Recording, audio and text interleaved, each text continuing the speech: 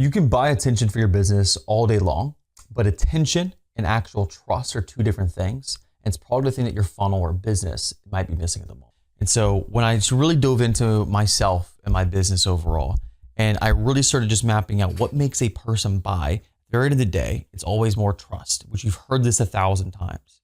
But when you really want to go through and start trying to build trust, a lot of people do it in the wrong mechanisms. That's what I did originally though too. Like I've been on YouTube for well over a decade creating content for myself, but I've also gotten distracted at times to like want to do short form or want to just do ads only and try to rush that level. But all it ends up happening at the very end of the day is I just end up rushing into a trust gap overall. And that's why I always say that like attention is very easy to get. You can get attention all day long. Because if you think about people on a day-to-day basis, right? It's like every single one of us spends time doing something, giving our attention somewhere. And you can literally clearly see that people will sit there and give their attention to anything because just scroll on social media. Look at all the views these random videos get that maybe or maybe don't appeal to the actual business owner's actual end goal or needs or your ideal client's end goals and needs. They're just spending their time and their attention giving it to something, whether that's for entertainment, whether that's for value, whether it's to fix a problem, etc. They're choosing what to do with it based on how good that level of video or actual ad creative is in front of them. That's when they choose to get the attention. And so when I started diving into this more, what I just realized again is that attention is very easy to get. The harder thing to do is just to build the trust. So that's what you should be thinking about if you're struggling with this at the moment like I am, or I was, I should say.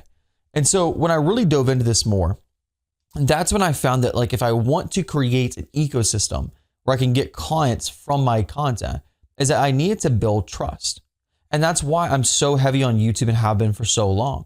That's why I built my first ever brand on YouTube specifically, because YouTube is the only platform that allows you to have massive depth. Like no other platform does. TikTok doesn't allow you to have massive depth. Instagram doesn't allow you to have massive depth.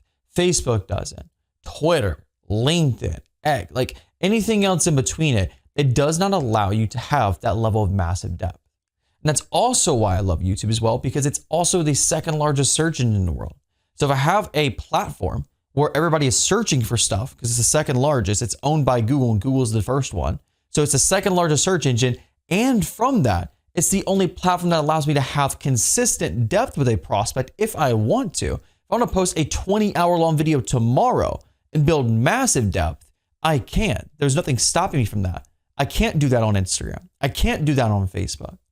And so when you start to think about buyer psychology and how you actually attain new clients, it's not that you just need to get in front of more people. It's that you need to spend more time with more people.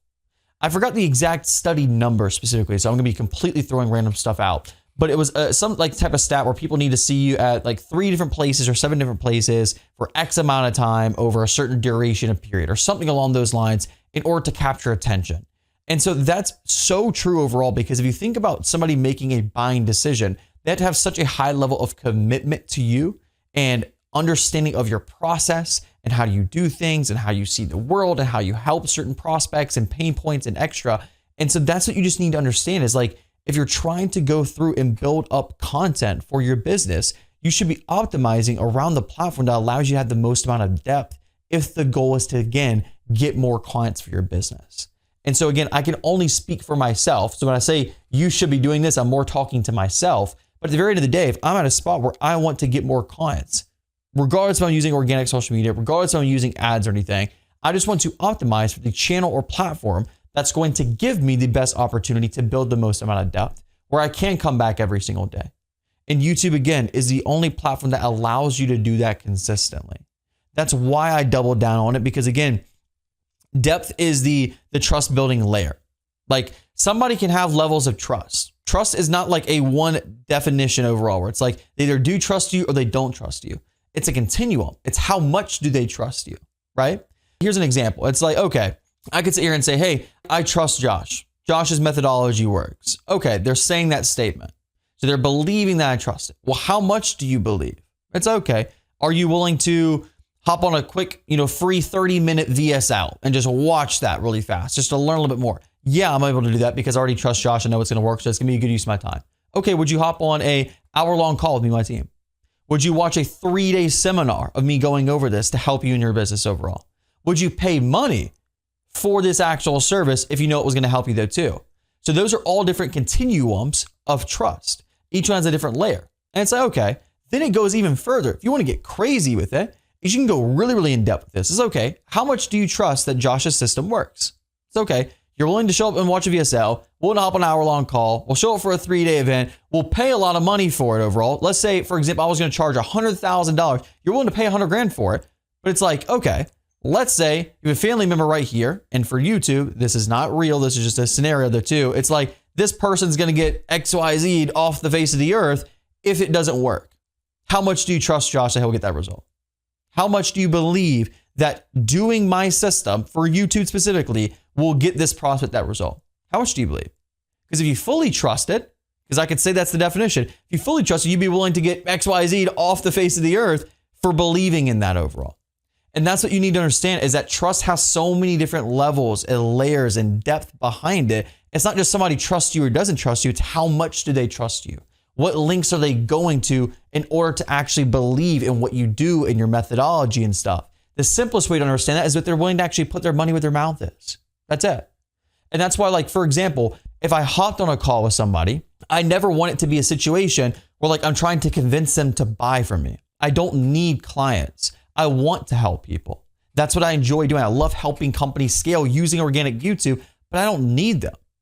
I'm completely fine where I'm at right now. I just would love to grow. It'd be fantastic to do it. I would love to impact more people. And so that's what it comes down to is if I'm ever on a sales call or I have a team member ever on a sales call and they're sitting there trying to feel like they have to sell the person overall to get a part of the program to actually have us do some amazing work for them, then they're already not at the level of depth that we need them to be at. They need to go watch more of our content. That's why I put my pricing out there because it's the exact same thing. It's like I have nothing to hide up my sleeve. I'm not waiting for you to hop on an hour-long sales call to try to pick apart, your entire life and your business and your pains and frustrations. I do that in my content for free. I post that out there already for free to help you with that, to break that buyer belief, to show you that we can help you use YouTube to get you more clients for your business. We already do all that stuff for free in content. So I give out my pricing for free. So that way when you show up, I can see if you actually do trust the process. Do you believe in my methodology? Do you see me as an expert enough to get you that level result? And if you don't, that's completely fine because we have a lot of people who do. But if you're at that middle stage overall, you can literally just go watch more of my content. And again, that's why I have such polarizing opinions on how I do stuff.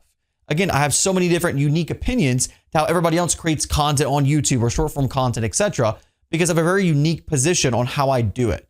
And so because of that, I'm drawing that line in that sand, which again makes somebody want to make a buyer decision and believe or not believe.